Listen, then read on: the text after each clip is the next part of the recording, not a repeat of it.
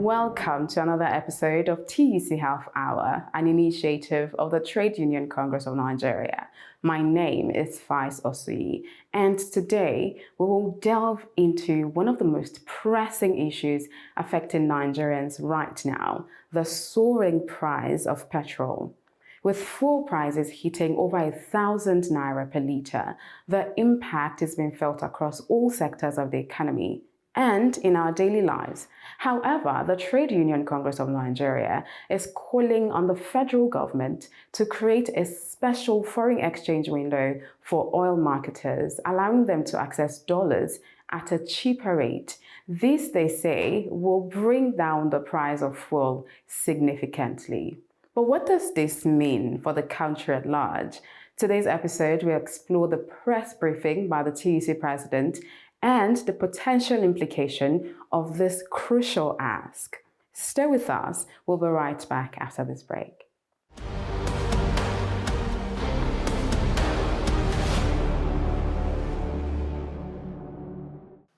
The very first one that we'll talk about is the issues that are bordering on consequential adjustment.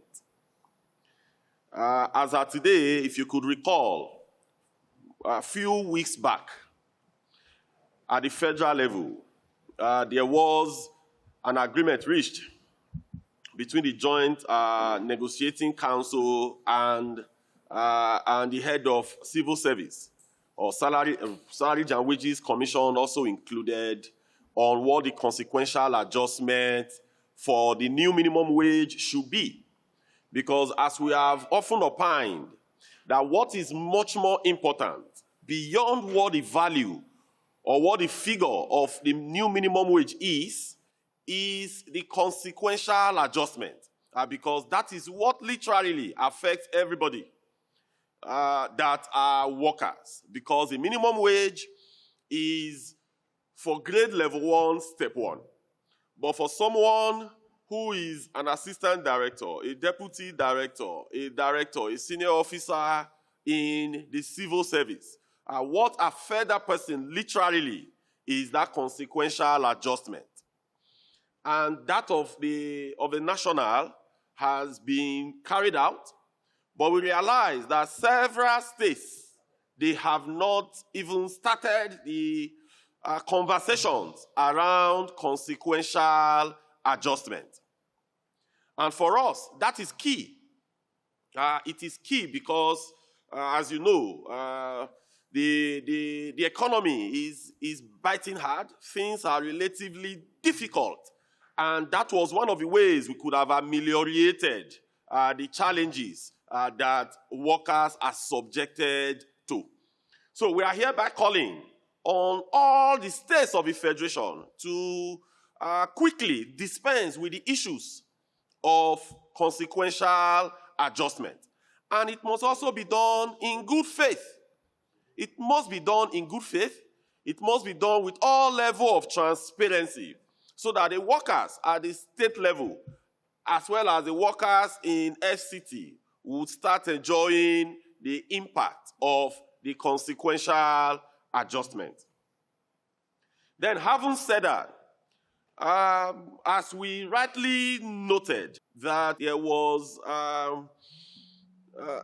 an increment of the pump price of PMS, what we literally referred to as the full-scale deregulation of the downstream sector of the petroleum and gas industry. As you could recall, kerosene, that is popularly referred to as DPK, Jet A1, and AGO, popularly referred to as diesel, had literally been deregulated several years ago.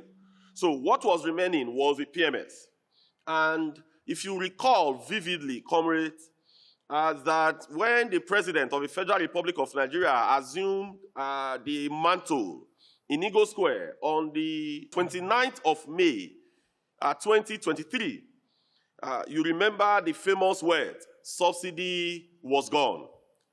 It's actually those three words that made up that clause. Those three words actually, had caused a lot of challenges in our economy in the past 1 year plus. So when the president announced that subsidy was gone on that particular day, really, subsidy was gone. Really, we started buying PMS, started from somewhere around 580 to 600, then thereabouts to about 700 naira. At that point, June, July, August last year, it was actually correct that subsidy was gone. Because as at that time, we were not paying subsidy again. But remember that the exchange rate as at June, July last year was somewhere around between 650 to about 750 naira to a dollar. So as long as the exchange rate was within that range, there was no subsidy at that time. So as we progressed down, as the exchange rate moved to about 800 and 900 naira to a dollar, subsidy was reintroduced. Then, different conversations and adjustments started. The exchange rate moved down sometime this year to where it is now, to about 8,600 plus to USD. So immediately the exchange rate moved, then there was now various levels of adjustment, like the one that was done about 3 weeks ago. Even when that was done 3 weeks ago, there was still subsidy.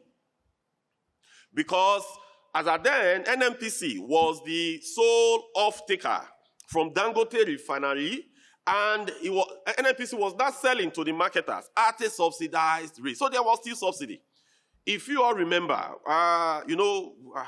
in Pengasan, as you know, I doubled as Pengasan president. So we had a press conference in Lagos about 2 weeks ago, where we dwell on these issues between the federal government, Dangote Refinery, and NNPC. We dwelt on it sufficiently to provide some level of clarity. Whereas then, NNPC was the single off-taker. It was literally because the subsidy was still there. But remember, what brought about the subsidy that was gone in June is actually the exchange rate. And if you remember very well, in TUC, we have been very, very consistent. In February, in March, we addressed you all, and we were shouting, we were pushing to say that the elephant in the room, the greatest challenge today is actually the devaluation of our naira, the weakness of our naira. If you go to different parts of the world, you go to America today, go to England, when their currency is weakening, when you go to the shops, you are going to realize that the cost of goods will increase. So, the major thing that has literally affected us today has been that exchange rate. Remember, when the official exchange rate was 360 naira to a dollar, it stabilized there for a very long time.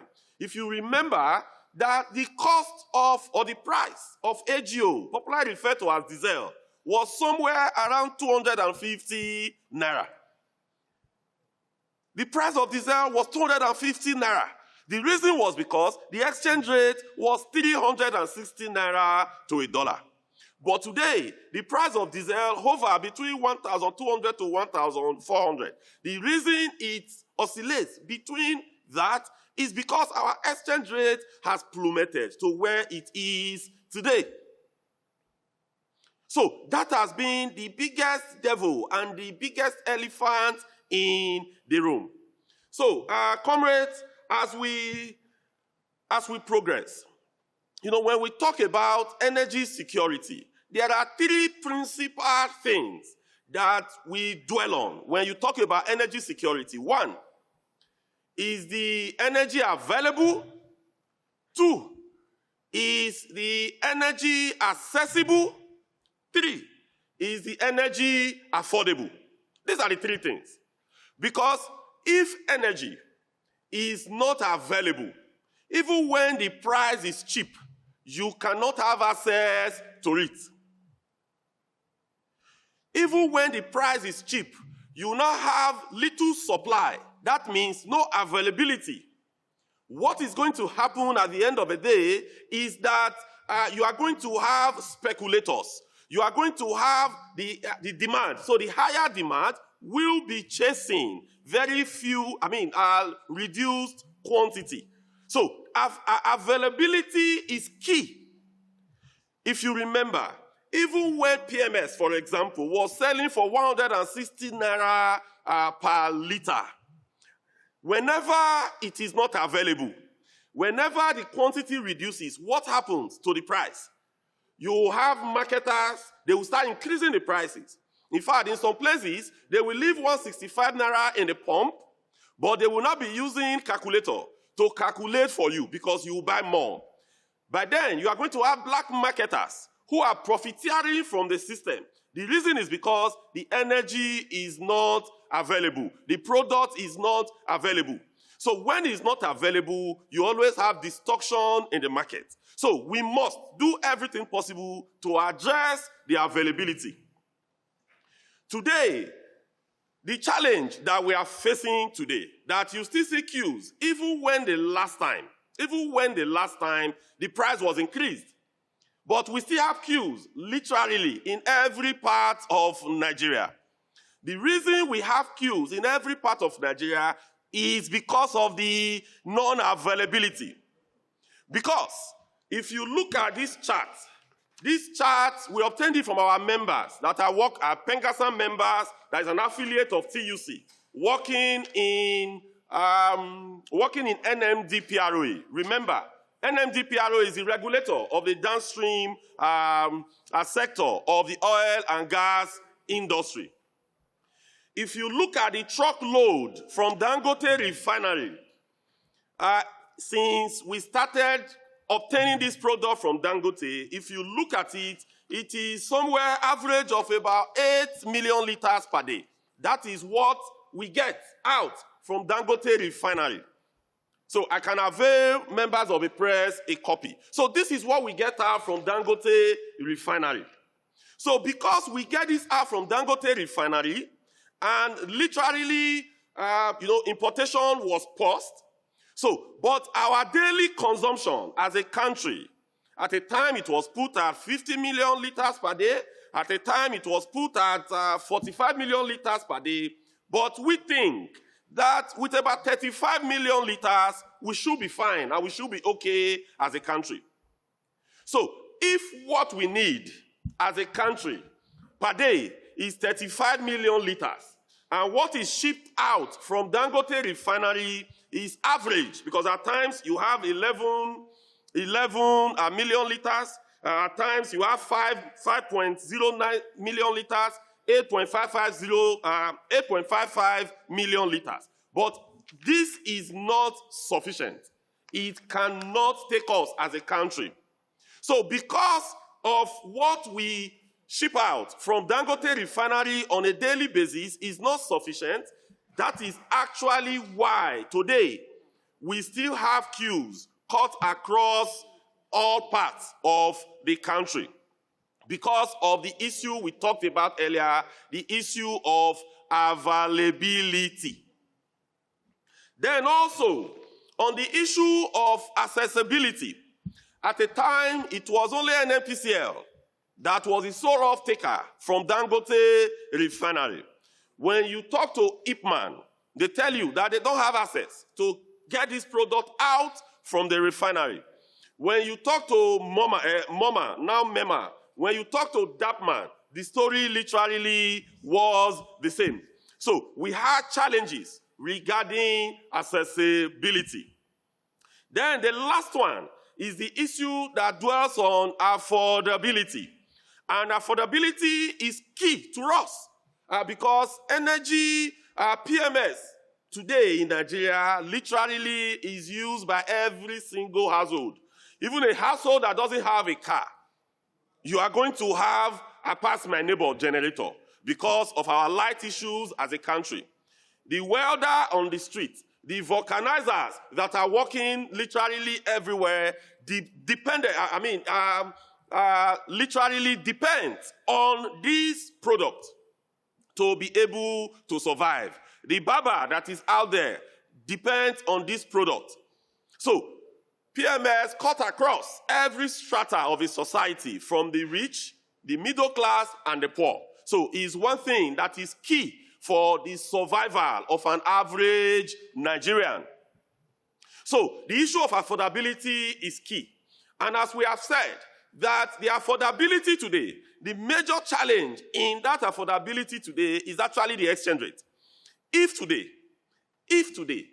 If the sector is fully deregulated and our exchange rate is 1,200 naira to $1, PMS today will be selling for below 700 naira, with the effect of Dangote coming on stream, even with 1,200. And all scholars cut across the nook and cranny of the world, they have said that our naira is undervalued. So this is why in April we started shouting, because we saw the danger that is coming. We started shouting that government must do everything possible to strengthen the naira. It is not just about the PMS. It is even much more than that. Literally everything that we consume in Nigeria, we import. So we want to place the following demand to government. And this demand is going to be placed along the following line. Along the line of availability, accessibility, and affordability. Because these are the three key requirements for us to have energy security in Nigeria. So, for the very first one, accessibility. As Dangote Refinery is today, we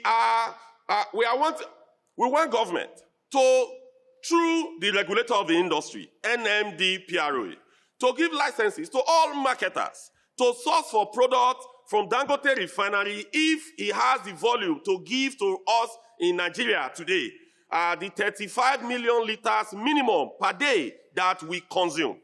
So that let all marketers be able to access these products, bring these products to their respective stations that are cut across the nook and cranny of Nigeria.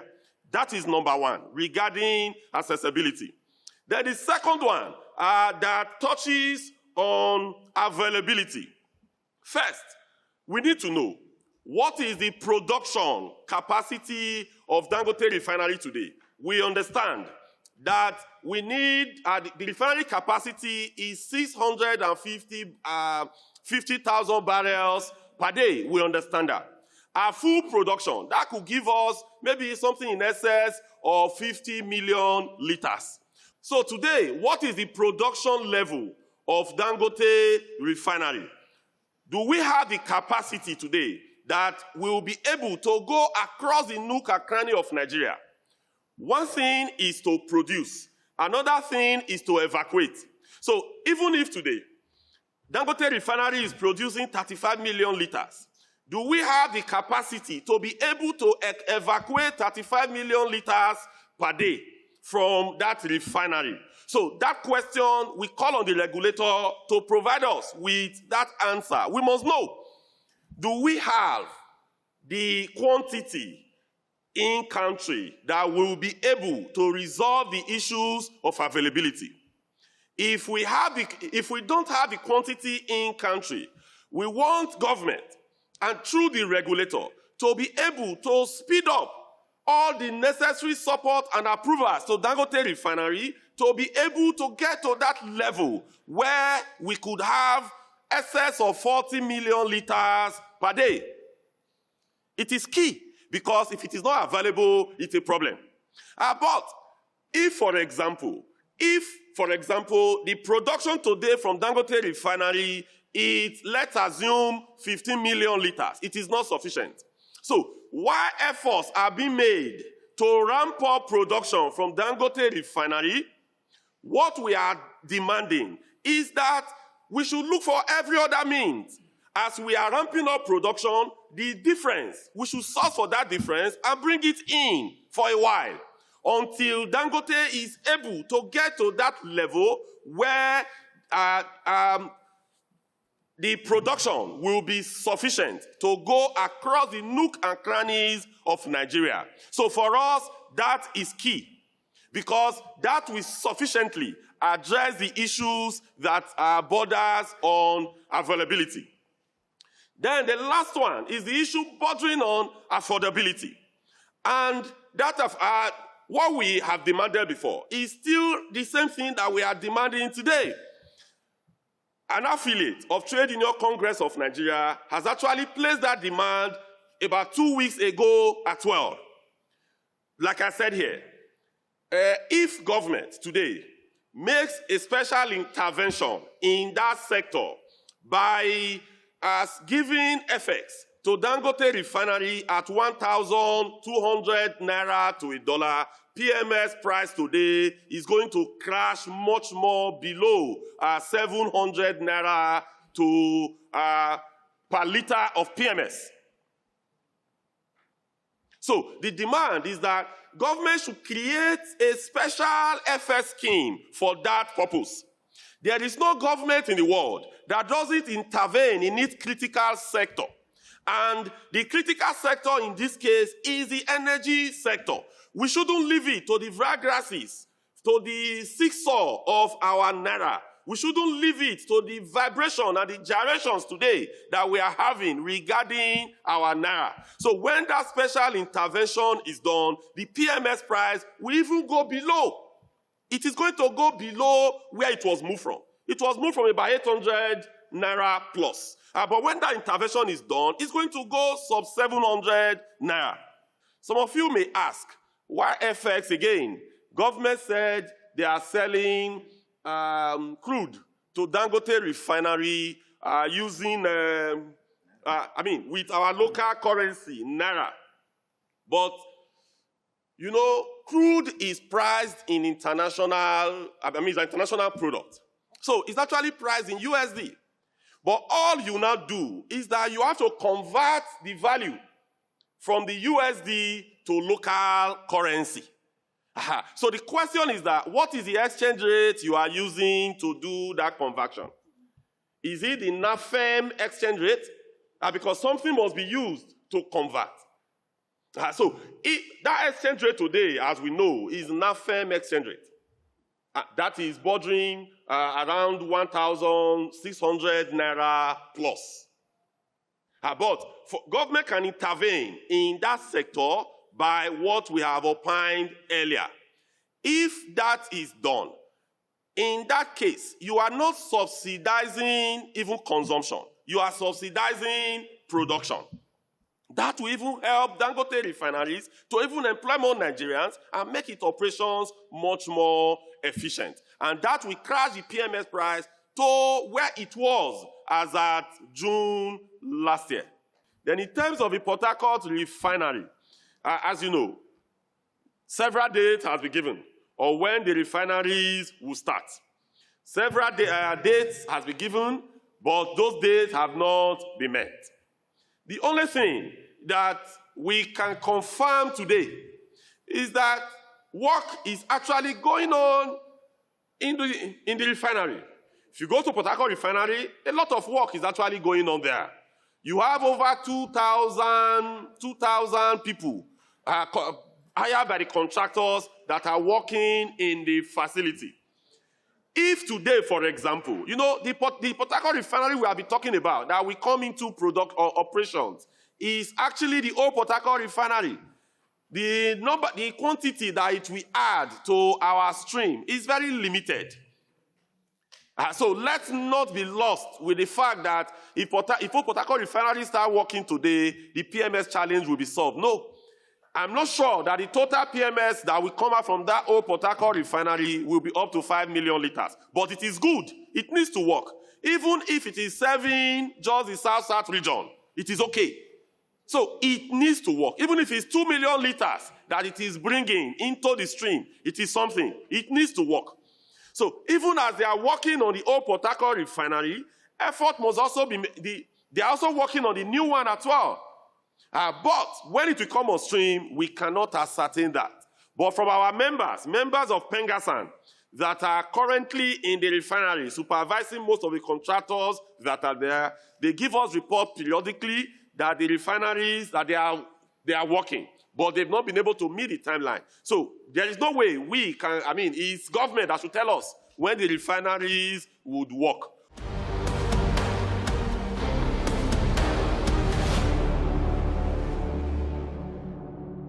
And that's where we wrap up today's episode. The TUC's proposal could be key in easing the burden of high fuel prices, and we're hopeful that it will be implemented. Thank you for joining. I'm Faiz Osui, and I'll be back next week. But until then, stay in touch on social media using the handles displayed on your screen. Thank you again, and have a good evening.